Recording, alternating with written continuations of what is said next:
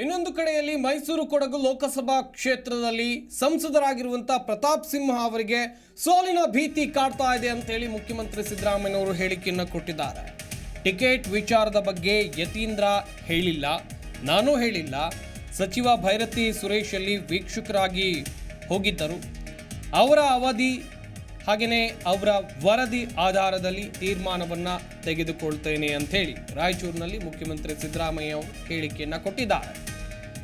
ಒಂದು ಕಡೆಯಲ್ಲಿ ಯತೀಂದ್ರ ಸಿದ್ದರಾಮಯ್ಯ ಈ ಬಾರಿ ಮೈಸೂರು ಕೊಡಗು ಲೋಕಸಭಾ ಕ್ಷೇತ್ರದಿಂದ ಕಾಂಗ್ರೆಸ್ನ ಅಭ್ಯರ್ಥಿಯಾಗಿ ಸ್ಪರ್ಧೆಯನ್ನು ಮಾಡ್ತಾರೆ ಎನ್ನುವಂಥ ದೊಡ್ಡ ಮಟ್ಟದ ಚರ್ಚೆ ಇದೆ. ಅಲ್ಲಿ ಬಿಜೆಪಿಯಿಂದ ಎದುರಾಳಿ ಇರೋದು ಪ್ರತಾಪ್ ಸಿಂಹ ಅವರು. ಸದ್ಯ ಈ ಚರ್ಚೆ ಆಗ್ತಾ ಇರುವಂಥ ಸಂದರ್ಭದಲ್ಲಿ ಮುಖ್ಯಮಂತ್ರಿ ಸಿದ್ದರಾಮಯ್ಯನವರು ಹೇಳಿಕೆಯನ್ನು ಕೊಟ್ಟಿದ್ದಾರೆ. ಇಲ್ಲಿ ಪ್ರತಾಪ್ ಸಿಂಹಗೆ ಸೋಲಿನ ಭಯ ಕಾಡ್ತಾ ಇದೆ. ಟಿಕೆಟ್ ವಿಚಾರದ ಬಗ್ಗೆ ಯತೀಂದ್ರ ಇದುವರೆಗೂ ಕೂಡ ಮಾತುಕತೆಯನ್ನು ನಡೆಸಿಲ್ಲ, ನಾನು ಕೂಡ ಆ ಬಗ್ಗೆ ಹೇಳಿಲ್ಲ. ಭೈರತಿ ಸುರೇಶ್ ವೀಕ್ಷಕರಾಗಿ ಹೋಗಿದ್ದಾರೆ. ಅವರ ವರದಿ ಆಧಾರದಲ್ಲಿ ನಾವು ಪಕ್ಷದ ವರಿಷ್ಠರು ತೀರ್ಮಾನವನ್ನು ತೆಗೆದುಕೊಳ್ತೇವೆ ಅಂತೇಳಿ ರಾಯಚೂರಿನಲ್ಲಿ ಮುಖ್ಯಮಂತ್ರಿ ಸಿದ್ದರಾಮಯ್ಯ ಹೇಳಿಕೆಯನ್ನು ಕೊಟ್ಟಿದ್ದಾರೆ. ಪ್ರತಾಪ್ ಸಿಂಹ ಏನಾದ್ರು ಹೇಳಿ ಅವನಿಗೆ ಹೆದರಿಕೆ ಶುರುವಾಗ್ಬಿಟ್ಟದೆ, ಸೋಲ್ತೀನಿ ಅಂತ. ಅದರಿಂದ ಏನೇನೋ ಚಡ್ಪಡಿಸ್ತಾ ಇದ್ದಾರೆ. ನಾವು ಯತೀಂದ್ರ ನಿಲ್ಲಿಸ್ತೀವಿ ಅಂತಾಗಲಿ, ನಾನಾಗಲಿ ಯತೀಂದ್ರ ಆಗಲಿ ಹೇಳಿಲ್ಲ ಅಲ್ವಾ? ಹೇಳಿದೀವ? ಸುಮ್ಮನೆ ಊಹಾಪೋಹಗಳಿವು ಅಷ್ಟೇ.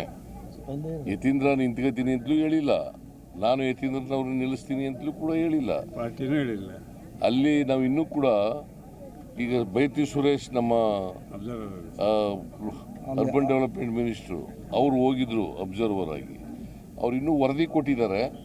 ಆ ವರದಿ ಆಧಾರದ ಮೇಲೆ ನಾವು ಟೇಕ್ ಎ ಡಿಸಿಷನ್. ಪ್ರತಿಕ್ಷಣದ ಸುದ್ದಿಗಾಗಿ Zee Kannada news app download ಮಾಡಿ. Live TV, latest updates, entertainment, lifestyle, technology ಸುದ್ದಿ ನಿಮ್ಮ ಅಂಗೈಯಲ್ಲಿ.